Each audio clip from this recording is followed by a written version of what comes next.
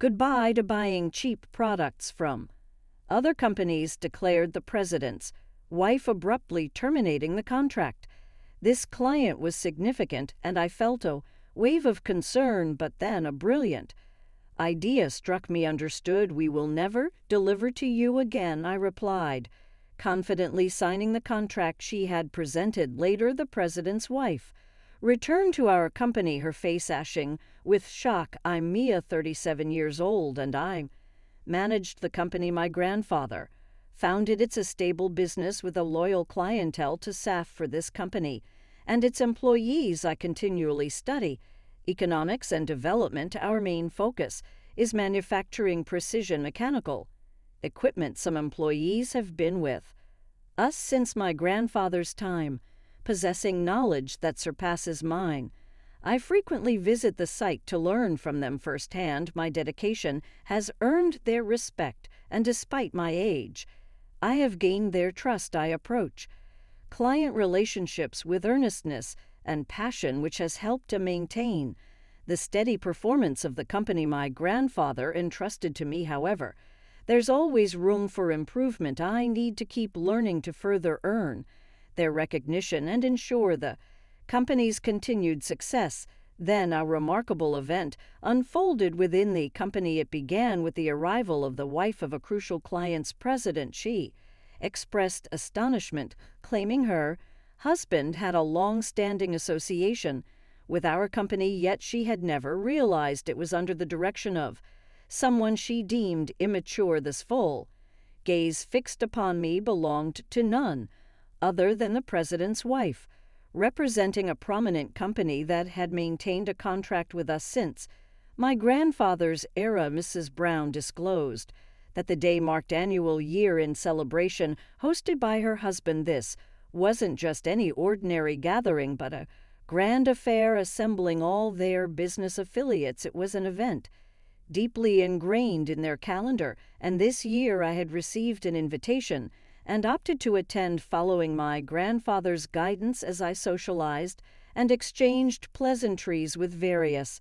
attendees, Mrs. Brown emerged, indicating she was representing her husband, the president, while Mrs. Brown typically remained for managerial affairs. This encounter marked my first introduction to her. After exchanging pleasantries, making introductions, and expressing gratitude for the consistent special treatment we had received, Mrs. Brown delivered an unexpected statement. I don't know what methods you employed to influence my husband, but beware, you may face dire consequences, Mrs. Brown warned. In that moment, her words left me bewildered, the true meaning escaping me. As I stood there taken aback, Mrs. Brown smoothly transitioned to converse with another company president. Her demeanor shifted significantly, radiating warmth and charm, leaving me perplexed about her abrupt animosity towards me. Feeling unsettled, the year-end party eventually drew to a close, opting not to attend the after party. I instead decided to seek answers for my parents. My parents and grandparents reside together in our family home, and I often turn to them for guidance. Upon my late arrival, I offered apologies, but my parents greeted me warmly, informing me that my grandfather was still awake. Eager for insight, I sought my grandfather to inquire about Mrs. Brown's behavior and reputation. To my surprise, my grandfather painted Mrs. Brown as an exemplary figure, a devoted spouse who selflessly supported her husband and their son. The more I learned, the deeper my confusion about Mrs. Brown's sudden hostility grew. A few days post the after-party, Mrs. Brown made an unexpected visit to my company, catching my employees and secretary off guard. Since I wasn't present, she had to wait, which evidently did not sit well with her. I'm the spouse of the president of one of this company's major clients. Is this how you treat valued guests? It's no wonder this company appears disorganized with a young woman at its helm, she remarked. From my perspective, Mrs. Brown's unannounced visit was the unreasonable action, but unfortunately I wasn't there to voice my opinion instead. My secretary bore the brunt of Mrs. Brown's frustration. By the time I returned, Mrs. Brown had departed, leaving a message with my secretary that she intended to return to offer a proper apology. Consequently, I scheduled a meeting with her for a later date. Upon entering the president's office, I anticipated and catering the president himself, only to be surprised by Mrs. Brown occupying the president chair. Exuding an air of superiority, I initiated the conversation by extending my apologies for my absence during her previous visit and expressed my willingness to address any concerns she had. What ensued was a revelation from Mrs. Brown that caught me off guard.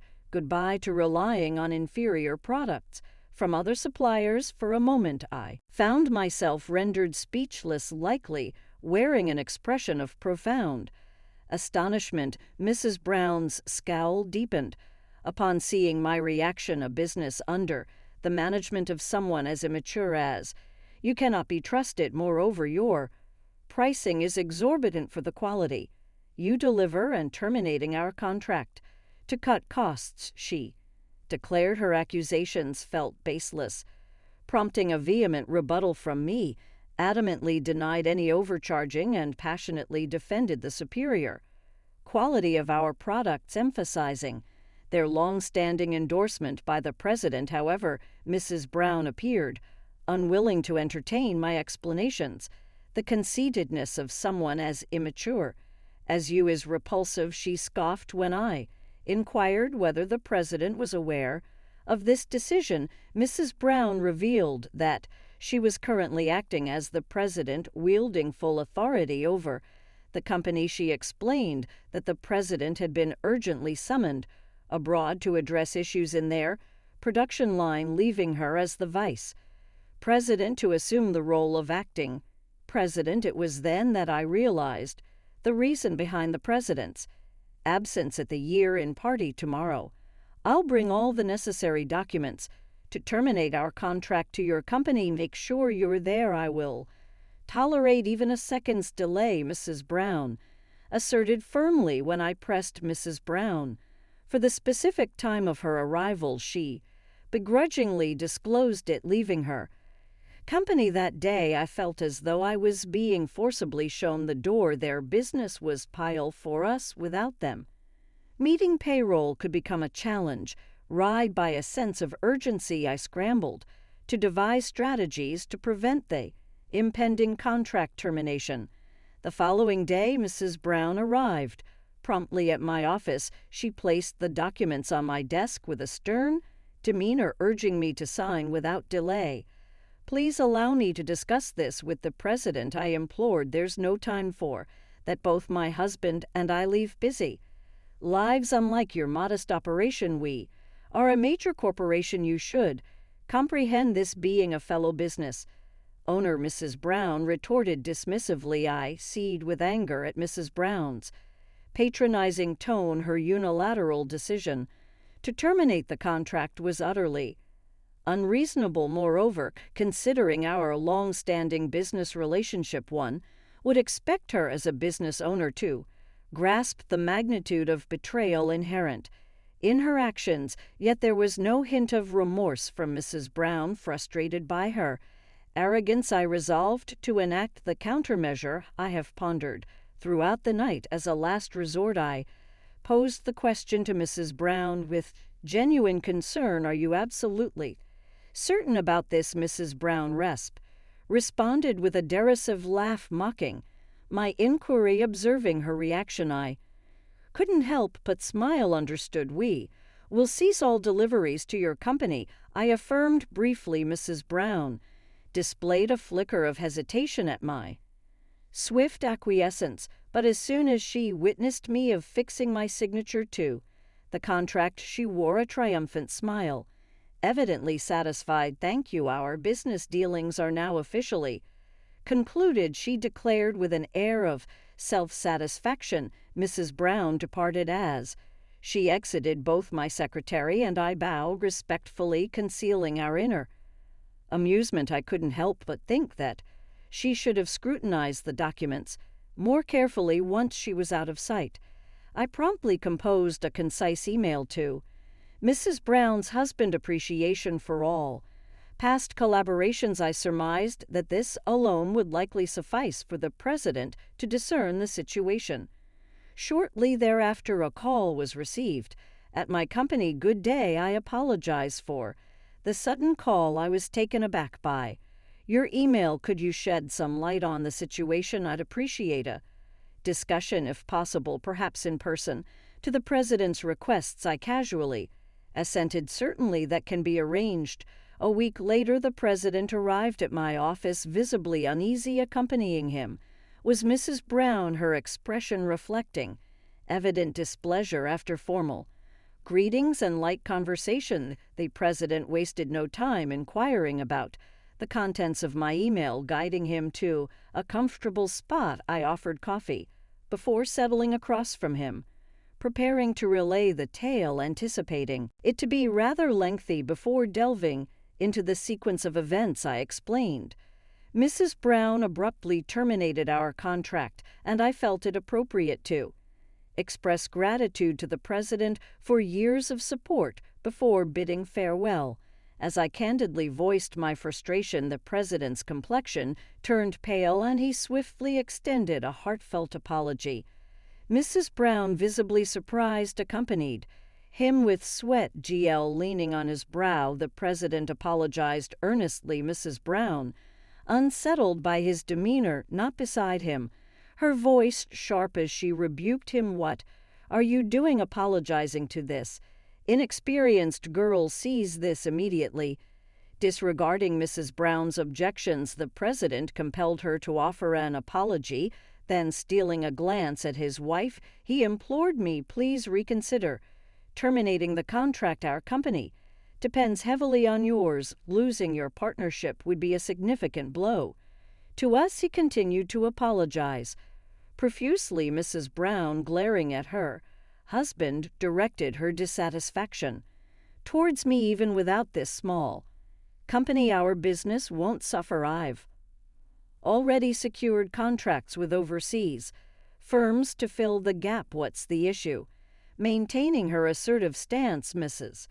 Brown's attitude left me sighing in frustration. Witnessing my reaction, the president was taken aback, then erupted into fury, scolding Mrs. Brown vehemently.